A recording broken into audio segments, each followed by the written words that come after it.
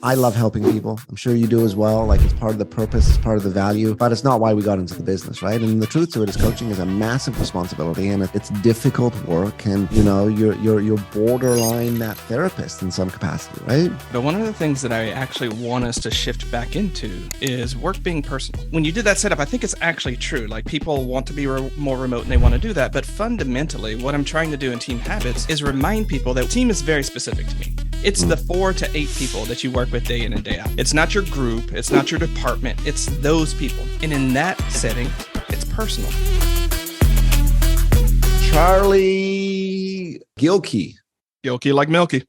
Gilkey like Milky. I like that. Your company's Productive Flourishing. Like that's Correct. the coaching business.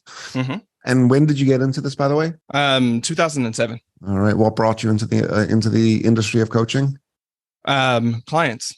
It's the easiest way to. It's the best way. It's the best answer ever. You know, people give me all these bullshit answers. Oh, I just feel motivated to help people, and I love seeing people grow. I'm like, wrong answer.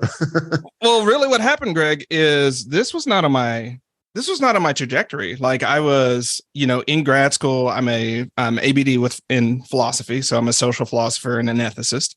And I was also in the Army. I'm a Joint Force Military Logistics Coordinator. I can talk today, I promise. And I started writing about some of the challenges I was having on Productive Flourishing. And people came to me and they're like, hey, can you coach me on business planning or on some of this leadership stuff? And I'm like, nah, I don't know what that is really, right? I don't know what executive coaching is. I don't know I'm just doing my thing here. And then enough people started doing it. And then some people just kept coming. And I was like, all right, cool. Let's just try it out and see what goes, right? I don't know what you're looking for. I don't know what I'm doing on this. Turns out I knew a lot of what I was doing innately because of my background. Right. And then like any good entrepreneur, scholar, and, researcher and officer, I was like, okay, well, they keep using this word coaching. What is coaching? What is this dimension? What is this realm I'm walking into that I'm now charging money for? Like I need to get good at that. Right. And so I went through the process of getting good at it and developing mastery at it. And so like the real answer when people ask me how I got into coaching, I was like, it's just an accident, but I love it. It is the best accident. Right. Like if you looked at who I was then, and what I was uniquely suited to do, it actually does look like what coaching looks like. But I didn't know that because I didn't grow up in a world and in communities where coaching of any type was an available modality of support. Right. It's funny. It reminds me of my story. On that note, let's just keep going. For the audience, we're well into this. We're not even counting in today. All right. We got Charlie Gilkey here, right? Like Milky. I love the way you started that. And you've got your new book called Team Habits, which we're going to get into. But just back to my story, I was forced into the industry. My father was the one that started the company originally. And fast forward this, I had effed off to Club Med for a couple of years.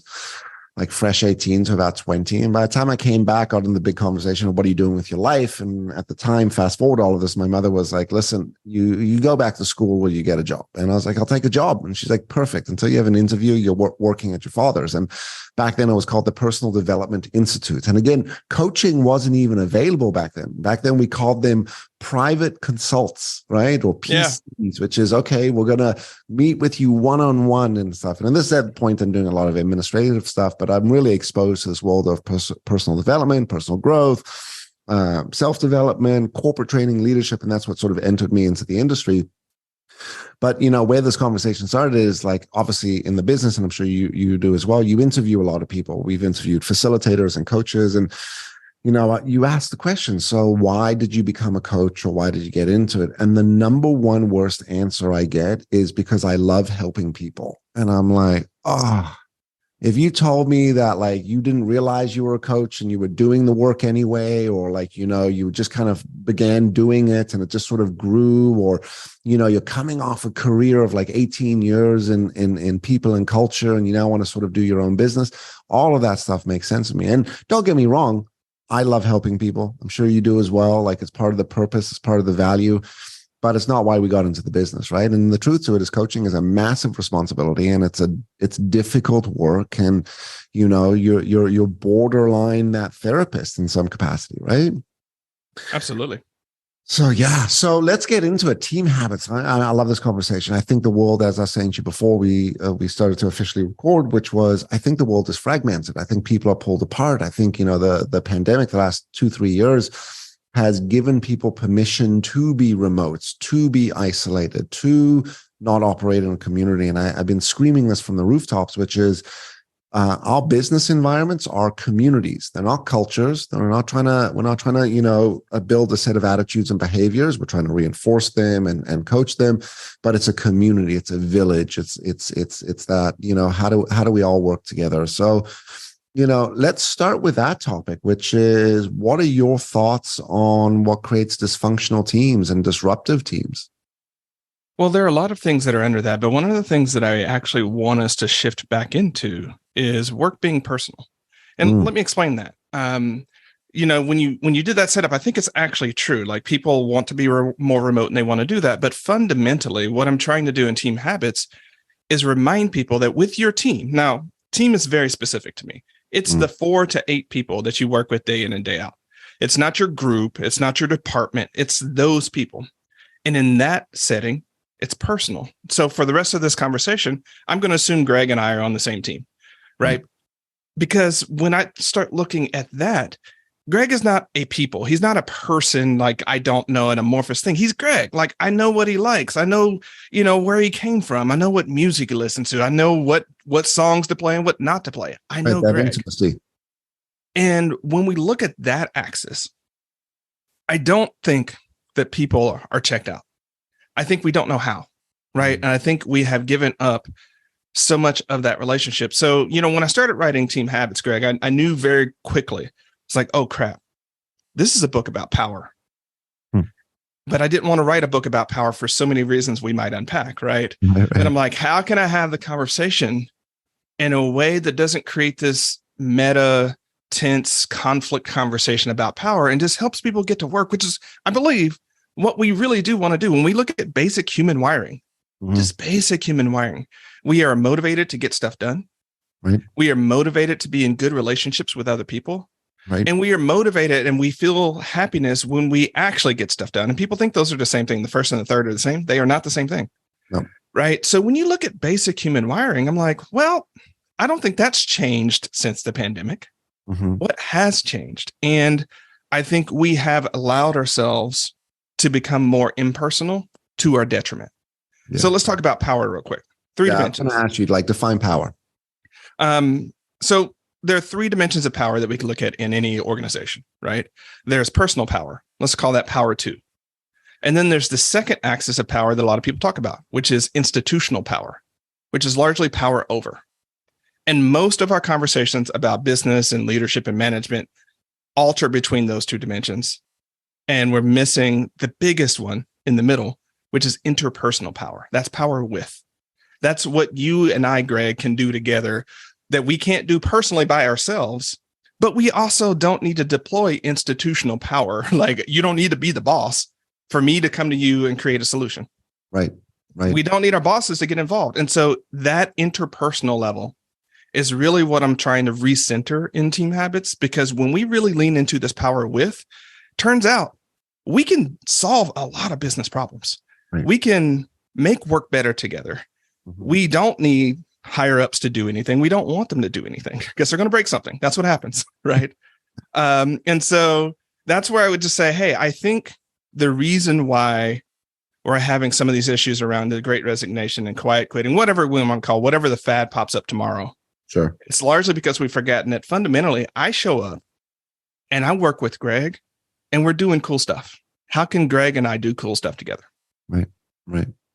You mentioned interpersonal. I think that's it. Interpersonal skills is something that we do not learn well, right? Now, interpersonal skills are learned skills. We don't learn them well because we have parents and managers and people in our life, relationships that have role modeled behavior for us, which in a lot of cases, people don't handle things like conflict well. I get into the conversation a lot with clients, which is in different forms, which is I got to go have a difficult conversation. Right. And I always want to say, what makes it so difficult? Right. okay, we got to talk about performance or terminating or changing budget, or like there's a way to go and have that conversation. I just recorded a video earlier which says, in order to be assertive and say no and set limits, you don't have to not be nice. In fact, you are probably nicer by being more assertive and expressive. So, coming back to the interpersonal skills, what are some of the top things that people need to be working on right now? I mean, when you're coaching some of your clients, what are some of those areas that you see people maybe struggling with, and it's an area that we could also to muscle up on? Thanks for that question, Greg. So throughout the rest of this conversation, you're going to hear me use the term rocket practice, right? And because the things that Greg and I are going to talk about, they're not conceptually difficult things to understand, right? They're not rocket science. But applying them day in and day out is the rocket practice, right? So if you're listening to this listener and you're like, oh, that sounds simple. Yeah. Are you doing it? Are you doing it? And if not, maybe start there, right? You don't need something more complex. And so a few things: avoid triangles when necessary, or unless absolutely necessary. Triangles are when, like, Greg and I have an issue with each other. And because we, for whatever reason, don't lean into our interpersonal relationship, we pull in the boss. And then, hey, like, Greg's not really hitting his deadlines. And so I'm wondering if you can have a conversation and figure out what's going on. And then the boss has to get involved and do this sort of oblique, like, hey, so someone said, and then now Greg doesn't trust everyone else on the team because he's getting sideswiped in this triangle. So stop that. Right. Go to Greg. Say, hey, Greg. Like, here's the uncomfortable thing. Seems like you've been falling down a little bit. Do you see that? Can we talk about that? Can we talk about that? Yeah. Right. And fundamentally, and I talk a lot about this in the chapter on core team habits, don't assume anything about what Greg needs in that circumstance. Don't be like, oh, well, we need to take work from Greg. You may have actually decreased Greg's belonging and morale because he feels left out and feels like he's being put in a corner. And everybody else is doing cool stuff and no one wants to work with him anymore. Now, this, for whatever's going on in Greg's life, believe it or not, for some of us, work is that thing that gives us an anchor. If we take that away from him and make that awkward, whatever they have going on outside of work has got them stressed. Now they come to work and their team is shutting them out. That's what they feel, right? And you end up creating all of this dysfunction and distrust when you could have gone to Greg and said, hey, first off, I'm seeing this. Do you see it? Greg might not know, right? Charlie might not know. And then if he sees, he's like, oh man, I've fallen behind. Okay, cool. How can I help you? Because it turns out in a team of 4 to 8 people, at any given point in time, someone is going to be behind. Let's normalize that. Correct. Yeah. So let's have the conversation. Yeah, I love what you formulated there, which is the triangle. Which, I mean, I'm a visual guy, right? So I'm just picturing that whole conversation, and I deal with this. I'm sure you do as well, Charlie, in with clients where they're telling you about the issue with the other person on the team and stuff, and it's like this whole coaching conversation on basically, what do you want? And then, how do we go communicate that well? Have you ever heard of the concept that's from psychology, which is called the rescue triangle, which is there's a persecutor, victim, and then there's the rescuer. Mm-hmm. Is that where you got, or is that a little bit of a similar? It's oblique, but it's a similar idea. So go ahead and explain it for everybody. So they're 100% compatible, though slightly different. Go ahead. The rescue triangle. Correct. Yeah. So you have the persecutor to the victim, and the victim runs to the rescuer, and the rescuer then goes to the persecutor, which only gets the persecutor to go back down to the victim again. And it becomes this complete triangle where the victim doesn't ever develop their ability to manage the conflict or these interpersonal challenges because they are conditioned or comfortable always running to the rescuer. But in turn, what it does is it just creates the cycle. It becomes the snake eating its own tail. Did I get that correct? That's correct. Right. Oh. And so not all triangles end up creating the rescue triangle, but they often do. Mm-hmm. Right. Because in that circumstance, if I have a problem with Greg and I go talk to our boss, Ann, mm-hmm. right. It's hard for, like, Ann can't be the victim. Right. So she can't be anything but the savior or the persecutor in that circumstance. And she's got other things, right? She didn't need that because this whole situation didn't require it. Right. And so that's the thing. If we go back to this concept of these 3 different dimensions of power, when you invoke institutional power, it's very hard for the institution to get back out of that frame. Right now, because I took the issue to Anne, if she takes that on and makes it about institutional power, we're locked into this triangle. What Anne should do in that situation, I would coach and say, hey, Anne, did you ask the question of how Charlie resolved that with Greg and what they've done first? And if there's been no attempt at resolution, no attempt at conversation, it's not yours to take on yet. Right? Opt out. Unless it's sexual harassment, physical abuse, like some of those, like we know, some of those that are super serious. But if it's just like Charlie is frustrated, well, it's probably the other way around now, given a launch. Greg is frustrated with Charlie. Greg is frustrated with Charlie because he's falling behind on things, right? Well, that's a conversation Greg can have with Charlie. And how do we develop that? Because again, this is not, we don't have to make this about power over. This is not Greg coming to Charlie, convincing Charlie why Greg is right and Charlie should change. This is Greg, who's my buddy, trying to say, hey, we work together. This ain't working for us. And it's probably not working for you. Like most of the time as an executive coach, when people are talking about the performance review that you brought up, right, and they're like, oh, it's a difficult conversation. I'm like, do you really think the person doesn't know that they're underperforming? And if they don't know that they're underperforming, the hard conversation you need to have is with yourself and with me, because why don't they know this in advance? Why are the standards not clear enough? Why are the outcomes not clear enough that they don't already know? Because most of the time when you're going into one of those hard conversations, the person already knows, right? And so it's not like, well, I got to give you bad news. No, you don't. You have to talk about the news that's already there. Right. And as a manager, we forget you also have the dimension of interpersonal power that you can lean into yet. Right. Now that can be abused because they're not your buddy in that situation. That's the hard burden of management and leadership, is that you have to know when you actually do need to lean into institutional power versus when you don't. Most of us, most decent or better managers and leaders don't want to deploy institutional power. That's not what we woke up in the morning to do with our team. Right. We might want to deploy it elsewhere, but not with our team. Right. So when we need to, there should be a very circumscribed sort of set of context in which we need to, and then it's serious. But 90% of the time, it's not about your boss conversation. It's about like, hey, Greg or Charlie, you're falling behind on things. Like, do you see that? And like, yeah, I totally see it. Then that's a whole different conversation. Right. Because it's a conversation about partnership and interpersonal alliances and not, I'm your boss. You got to hit these limits. Like if you don't, there are these consequences, so on and so forth. Let's say you're reminding me of a story. I had a client call me like 2 weeks ago and says they got a challenge. Now, there's some background. So long-standing client, we do a lot of work with the leaders and managers. They had sent quotations, never sounds good, right? But they had registered one of these individuals who is a top performer, by the way. So that's a very important piece. Like within the technical function of the role, like just superb.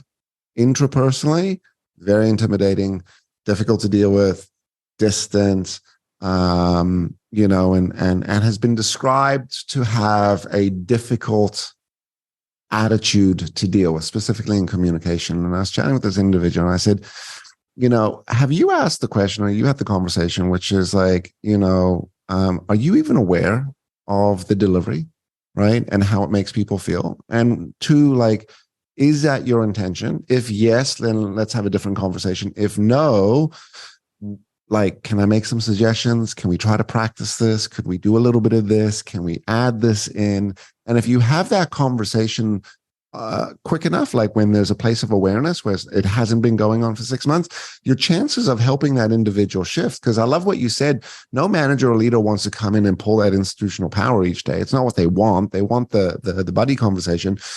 The opposite end, no team member wants to come in and be difficult and not perform. And, as you said earlier, everyone does very well when they're achieving things and they're accomplishing things, right? Yeah, it's basic human wiring. And in that circumstance, a lot of times, we have to be careful here because there are no universals when it comes to some of this. Most of the time, the person that's difficult, especially if they're that brilliant technical genius, What people don't understand is their difficultness in conversation is actually their own internal frustration that they know they can't communicate well. And it's frustrating, right? They don't know how to do it and it doesn't come off right and people don't understand them. And that's what people are perceiving of. They're difficult. It's like they're frustrated with themselves and no one's helping them, right? And so what if you were that person who are just, I know what I'm trying to say. I know I'm trying to treat Greg with respect, but every time I do it, I sound like a condescending butthole. And it's frustrating. And now I don't want to talk to Greg because I don't want to make him feel worse. And I don't want to look like an idiot. So I retreat. Right now, if you assume that person is difficult by disposition or that they're, misanthropic or if they don't like their teammates, if you make those assumptions, you miss the reality that, what is it? It's one of the razors. It'll come to me in a minute. But the razor is never assume malice when incompetence will suffice. And never assume, so if we can make that more general, never assume someone's character disposition when inexperience, incompetence, or ignorance better explains or could equally explain what's going on. And so that means as teammates and managers and teams, we need to look at ignorance, right? We need to look at lack of confidence. We need to look at sheer incompetence as the first places to go to. And I know we don't like saying incompetent in the workplace, but sometimes you're just not good at things. Yeah. Right. Okay. Yeah. You can get better. All these skills are learnable and teachable. Yeah. There is the Peter principle, which is, some people hit their max level and they just, they can't move forward. And again, for the audience, this is not to say like, we put up with bad behavior and you allow toxic team members, right? But this is starting to say that sometimes I think in the world as leaders, and what I hear you saying a lot, Charlie, is if we're not careful, right, it becomes, we end up becoming the self-fulfilling prophecy, right? We seek the bad behavior, we see the challenge in the role, and we end up, focusing on that instead of shifting the conversation a little bit. It's amazing that if we all learned this as kids, right, learned how to communicate, learned how to sort of, engage in conflict, right? It's, I wonder where the world would be today. And I think that's what's exciting about the work that we do and the world of thought leadership, which is, it does start to hit younger and younger generations, right? So cool. Yeah. Well, and I don't know that kids don't know how to do this. I think, you mentioned earlier, we don't learn some of these interpersonal skills. Think of all the contexts in which you might learn about interpersonal skills. They're all under the auspices of institutional power. A teacher telling you how to do this fundamentally is the teacher has the right answer. This is how you do it. And this is what you must do. Where is your optionality? Where's your autonomy as a human agent to engage with that? You can either rebel or you can comply. And when those are basically your options, you develop compliant yes people or rebels, but not the sort of inquisitive, like, what's true there? Like, and so if we really take some of this seriously, it will also change the way that we teach children as well, right? And how do we get out of always being always having institutional power being the coercive way in which we make students learn as opposed to the explorative way. And there are plenty of models, by Montessori, and I can go on, that have inquisition, like have that as a foundation.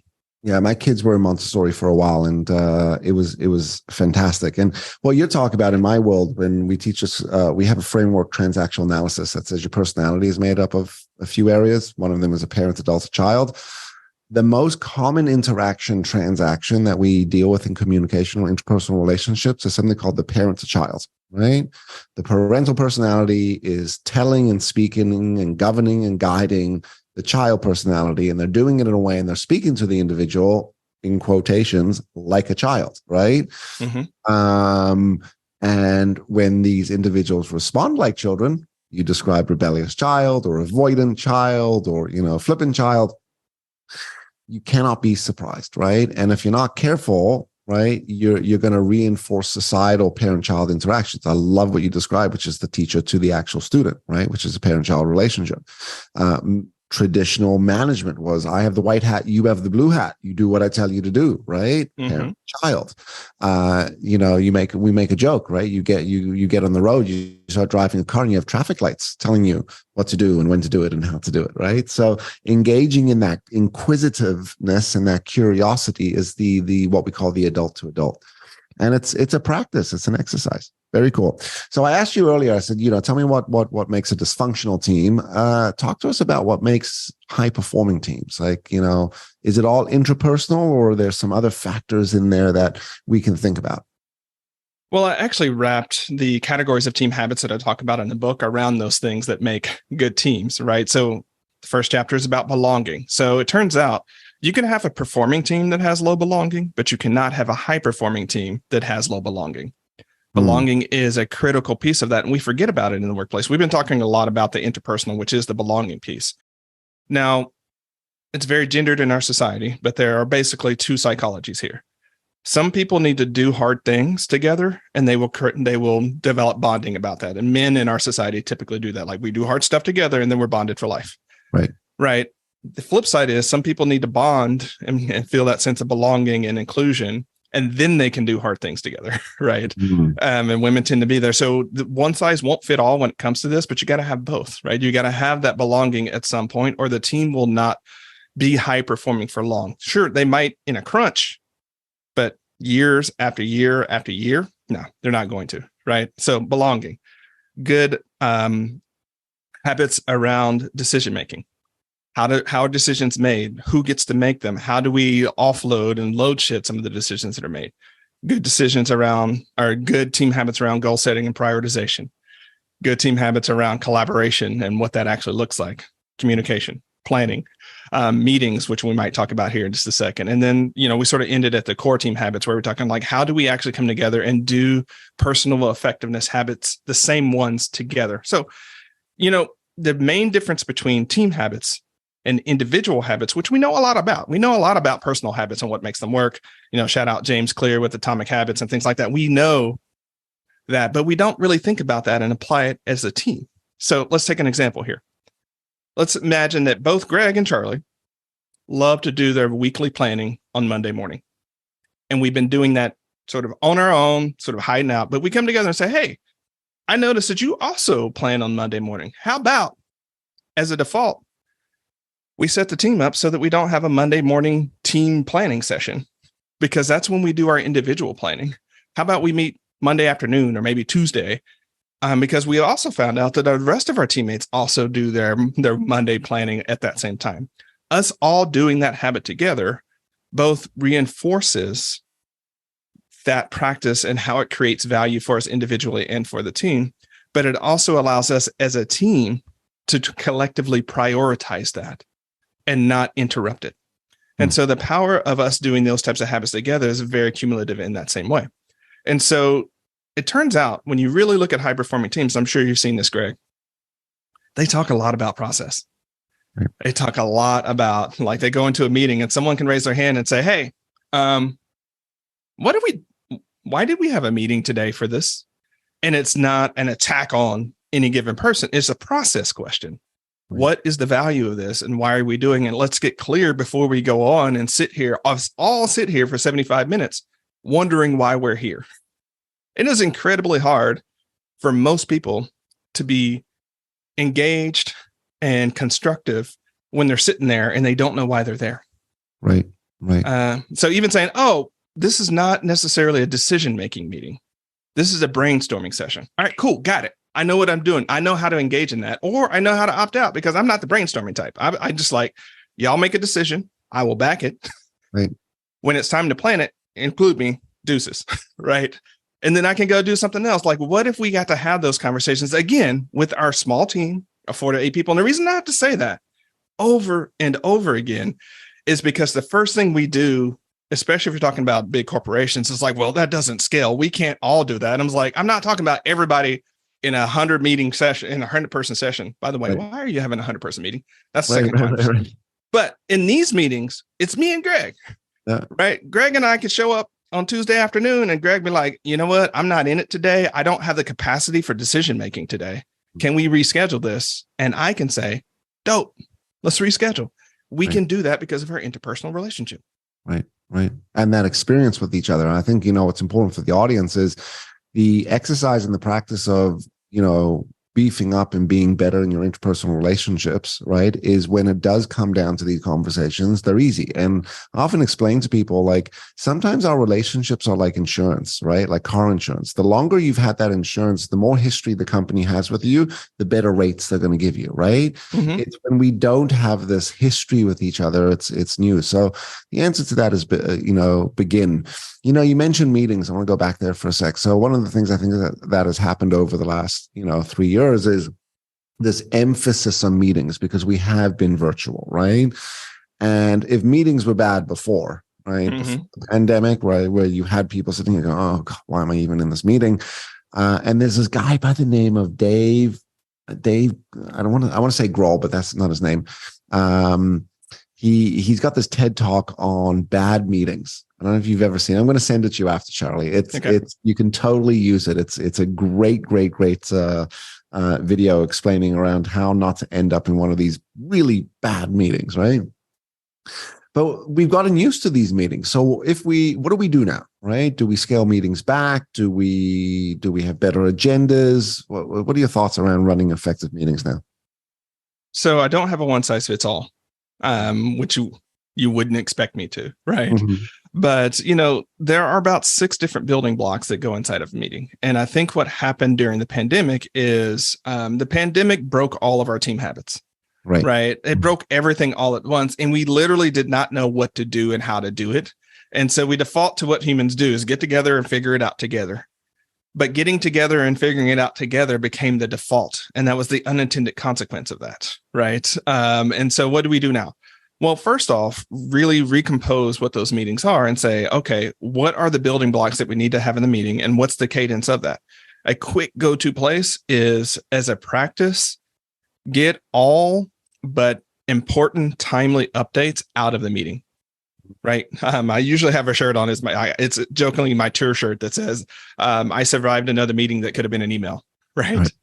Right. And so, and the reason why that's so funny and such a meme is because it's true, right? What the individual with the information is not doing is doing his teammates. Charlie is not doing Greg the favor of spending 15 minutes to get clear on what I need to tell Greg and to send him 3 bullet points. And because I'm not doing my work, I make Greg show up. And then I also allow Greg not to do that work as well, because that's the norm. That's the implicit, like, team habits are implicit social agreements most of the time. We now are locked in a situation to where none of us will take care of each other, because we'll just show up in the meeting and talk randomly about what we need to talk about and then sort of go away. We don't have to do that, right? We can create a 3-bullet rule. I'm just making this up off the top of my head because we can't. I love it, by the way. Three's a good number. Go for it. 3 bullets. Like, tell me the 3 most important things about your work over the last week. Yeah. Send it via Slack message, email, carry pigeon. I don't care, right? But do we all, if there's 5 to 8 of us, right, or 4 to 8 of us, do we all need to sit there while we figure out what those 3 to 8, those 3 bullets are? No, we don't. So remove those. Remove planning portions of the meeting where people who have nothing to do with the project are sitting there while other people figure out what the project are. Just remove that. Mm-hmm. Be clear about when it's a decision-making meeting and who actually needs to be there versus if it's a brainstorming session and who actually needs to be there. Like, get super clear about those using some of those building blocks. And what you'll find is that half or more of your meetings are what I call crutch meetings. The only reason you have that meeting is because you haven't sat down and figure out what you actually need to do. And if there's a better way to do it. And so you just default to like, our team habits over there are busted. So let's just meet together and figure it out real time. And that, again, that becomes how you do things. We can create a different normal, right? And just that. So that's what I would say is recompose those meetings. And you might find that weekly meeting that you used to have, you can have it every other week, right? Or you can have it once a month. Or you might find, I'm this, Greg, like, daily stand-ups have sort of moved from the military sector, which is where I come from. And there's a very good reason why you have a daily stand-up in that situation, right? Right. In that situation, there's a very good reason, because you need a small group of people to telephone that information out, and stuff happens so quickly. And you don't have the mediums that we have in the civilian workforce. But what the civilians have done is taken daily stand-ups and normalized them, that's just how we get together and figure things out. So you have 15 minutes or whatever it is where you have your whole team or department sitting there looking at each other, trying to give fast briefs and trying to do that thing, which really only caters to extroverts, people who think fast, and people who don't have lives outside of that meeting, that can just sit there and hold that space, right? Most daily stand-ups in most organizations are unnecessary and a waste of time. And we need to like understand that came from a context. Like if you're firefighters, police officers, military personnel, those types of things, there's a context in which that makes sense, or emergency response makes sense. Most civilian circumstances are not urgent enough. Correct. And you have the communication tools that broadcast, and you have all those things figured out. You don't need them. Right. Some of my clients are like nuclear and manufacturing, and you know, some of these daily stand-ups are again helpful for that environment very specifically, and not in the entire organization, manufacturing organization. I think, you know, you pick up some of these practices from another group. Next thing you know, you're running it in the office. Yeah, if you're in your manufacturing and like the machine went down and it's unsafe, have a daily stand-up about that. Like, hey, y'all, this machine over here, it's unsafe. We're going to be locked down for 3 days. Make sure no one does it. Do that 100%. But if you're in an accounting firm, right. Like, send an email. Send an email or do something different besides that choice. Because when it's much like we don't, you know, this as a coach, and this might not make sense for people outside of it. When you choose the paradigm, you reinforce the paradigm. Correct. And when you choose the paradigm of urgency, you reinforce the paradigm of urgency. And in a context where institutional power is at play, everyone else has to as well. Yeah. You know how hard it is to opt out as an entry-level worker from their urgency culture? You can't. You lose your job. Correct. Right? My client, long-standing client, was the White House for 9+ years, close to 10. A couple of administrations we went through. But the joke was, it was such a reactive and responsive environment. Like, you know, you got an email from your political director at 10 o'clock at night. There was no like, oh, we're not expecting you to read this now. We're expecting you to move now. And it was this, and the environment of this anxiety and the stress, and always like, oh, where do I need to be? And that was the environment there, right? I mean, I think it's not healthy, but it was. That's the context. Very like, and I get like, as a military officer, I had some assignments to where I had to be responsive at that level because I needed to be somewhere within a certain amount of time to respond to that. And so there wasn't much like, oh, well, you know, I went out and I was just chilling for the half of the day and things like that, and off comms. That wasn't the gig. And I knew that wasn't the gig, but very specific context, very, very specific context. And interesting enough, a lot of people that work in the White House, you know, have military backgrounds, right? So they come from this sort of mindset as well. Man, this is super cool. Love your conversation. Love the whole concept of team habits. I think, you know, you really nailed that well and reinforced it. I think, you know, most organizations and leaders, and not just to pump your book, bro, but like really they need to dive deep into this stuff. You know, you're breaking things down, which is, you know, the same stuff that we're doing and we think about. So for example, meetings, right? And the habits that we implement individually, we now need to start to think beyond us, like into that community, into that group, right? And start to nurture those relationships. Very cool. All right, let's drop some of your links, man. How do people get in touch with you if they want to learn more about your company, if they want to get a copy of your book? How do they reach you? I appreciate that. And thanks for the praise about the book. So if you want to learn more about the the best place to go is betterteamhabits.com. You'll learn about the book. You'll be able to pick that up. Just by the way, we have a special discount it's a 10-pack. So you can get one for everyone on your team and you don't have to make that choice hard. So go ahead and get that.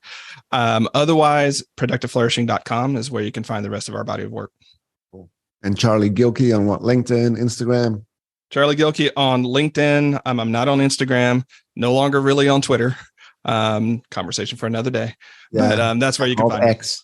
Yeah, now called X or whatever it is. But LinkedIn, Productive Flourishing, Better Team Habits. That's where you can find me.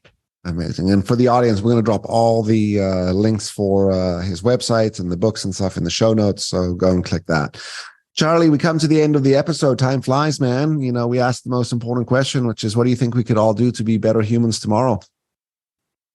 Lean into those interpersonal relationships. Whenever you're in any sort of work tension or conflict, remember you're just talking to Greg or Pat or Ann or Charlie. Treat them like a friend and be the teammate that you want them to be. You'll figure out that you can resolve a lot together, and work can be better together. Love that. I'll share this quick line with you. I'm sure you've heard it. It's a Chinese proverb that says, if you want to go fast, you go by yourself. If you want to go far, you go with a group or you go with a team. And that's exactly what you're talking about. To the audience, team habits, go and Google that. Go and get yourself a copy right now and check out productiveflourishing.com. All the work that Charlie's doing, really important. If you're interested in getting in touch with him, maybe he can come out and talk to you about some of your team dynamics. And maybe if you need him as a coach, he's definitely an individual to get out there. Charlie, the world needs more guys like you and more better humans, better leaders and better coaches and better entrepreneurs. So thank you for doing everything that you're doing. You're a legend. And I look forward to seeing your success over the next while with the book and everything. Congrats. Thanks so much, Greg. It's a delight to be here. Awesome. All right, to the audience, if you like today's episode, don't forget to like, don't forget to subscribe, don't forget to share. Stay happy, stay healthy, and we'll see you next week.